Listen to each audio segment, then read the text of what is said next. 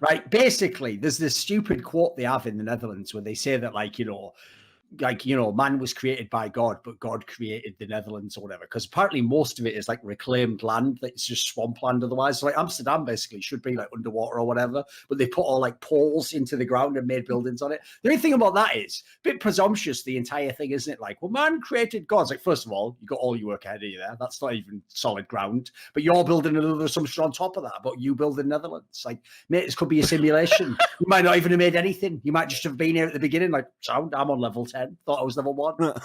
Well, they get stuff, Netherlands. I'm back in here. I'm in your guts so fucking deep.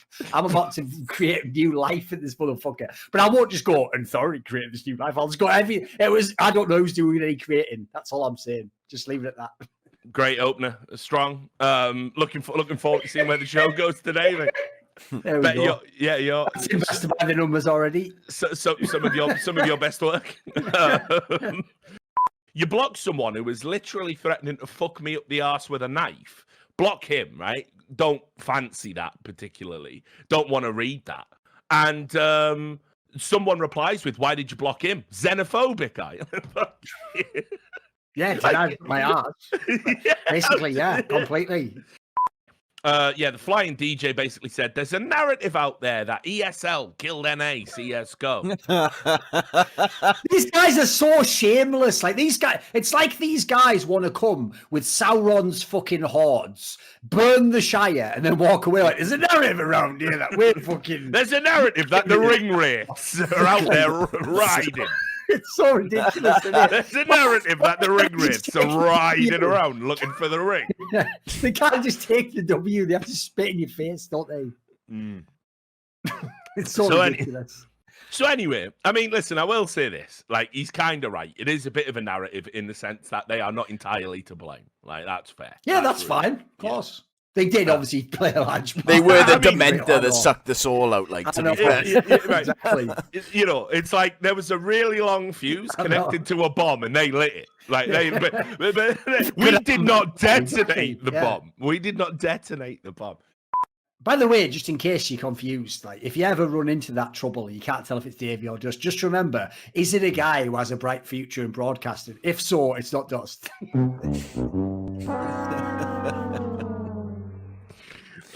You know what's mad as well? Dust is in the chat, 100% as well. Let's try No. But you know what's mad? I was talking with him like just the other night, and I'm like, yeah, you know, he's just been fucked over so many times. Like even this new tournament he did, he's like, fresh start in Valorant. And he got I know you won't know this. So he went and did this event in Valorant, right? And he was so like thought it was going to work out. He works with another guy we know, LaFortune, aka Seaside. I'm sure you've heard of him, caster. And so he paid Seaside in advance out of his own money. And now he just is bad luck Brian. Yeah, it's just that fucking meme just in the esports. It's mad. And now obviously the tournament organizer's like, yep, sorry, we can't pay you.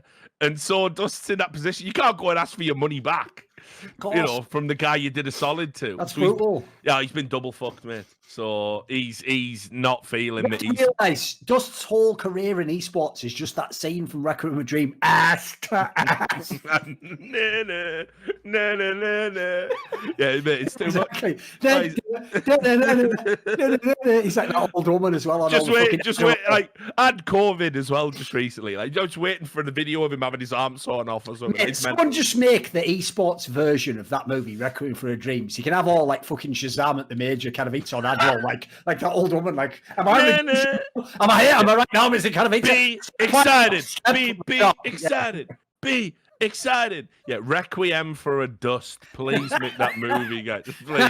Please do. Right. Anyway, Watch Doge. What are the most drastic instances you can think of where a player or their play style was nerfed due to an update? Examples such as Scream becoming less valuable after the movement patch in 2013, or Kenny S being nerfed by the AWP update, or Kiyashima after CSGO Lounge shut down. All right, well played. Yeah, we like that one. Good one.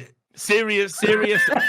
But that's pretty good, right? Because the problem with that one is somehow he always low-key gets away with that, doesn't he? He's just the only one that everyone forgets because he's at the third order effect of the cheating. It's like, listen, Keo, why are you just moving the whole Steam inventories around, you dirty little cunt? Like, come on. I know, it was wild. But like straight and just be like, what do you mean? I was just moving it. Like, whatever. Listen, mate, you got away with it somehow. I don't know how you got away with it, so just be grateful for that. Since you've been to your fair share of places, what is one cuisine from any region that no matter the amount you're offered as a dare, you would never touch? I'll tell you the one thing I did bulk at. Estonia. Holy Communion? No. Estonia have this blood soup. It is literally, like, so you know black pudding's just a scab. It's just blood with bits of sausage meat in. What they do out there is they just have it as a soup. And you just serve up. It's just this black. It's just this black, heated blood soup.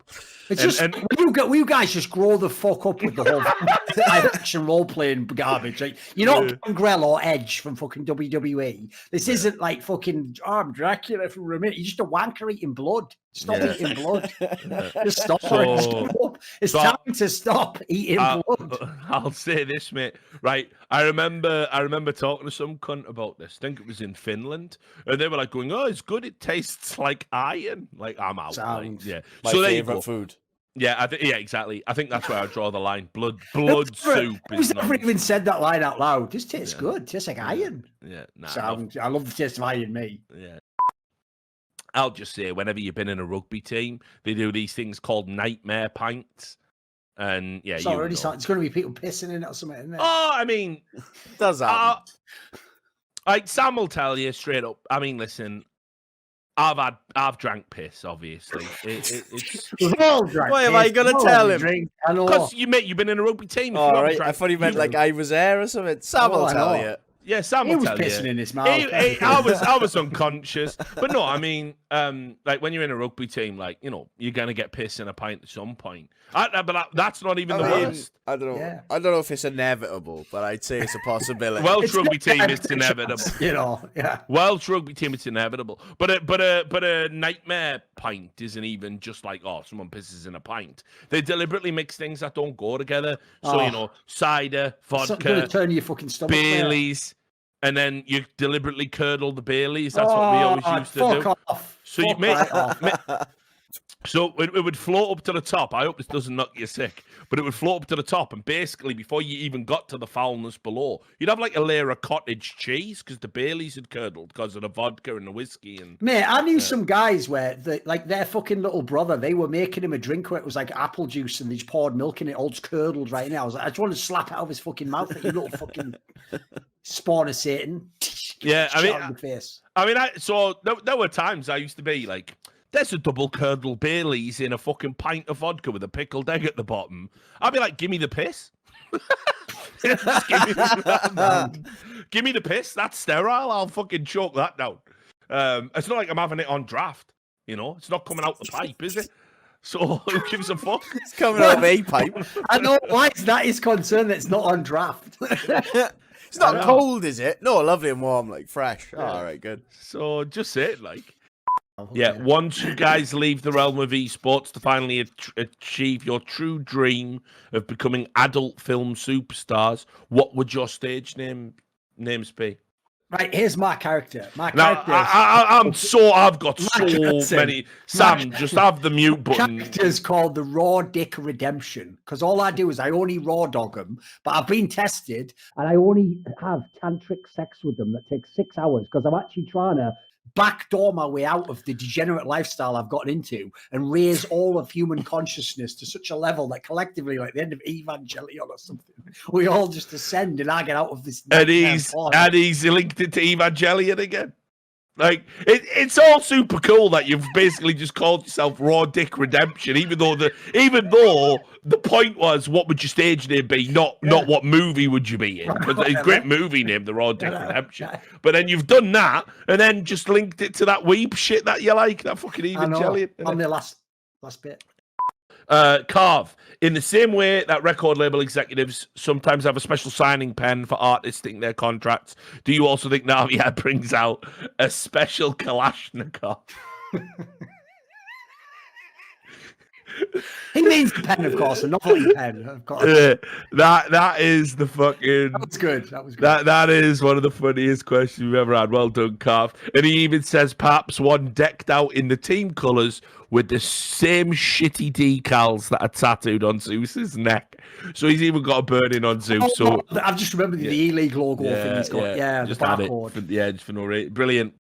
Not only was he not the one against him, Richard, but he didn't have any control over the move happening. It's outrageous. It's just outrageous. Because at this point in time, what conspiracy theory do we have left? That someone in the FaZe org just hates Carrigan, a guy who took their team that were nobodies, made them legends, and then took them to number one in the world. Yeah, I'm sure the FaZe org hates that guy.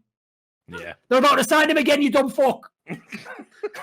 It's mental, isn't it? It was just Nico. It was Nico all up. Basically, imagine me in a spacesuit looking at a massive bread-shaped cunt head like that fucking head out of Rick and Morty, like, show me something. And just like, and me going, what? It was Nico all along. And then like, obviously you're just behind me with the gun, like, always was. Yeah, exactly. Always was, Duncan.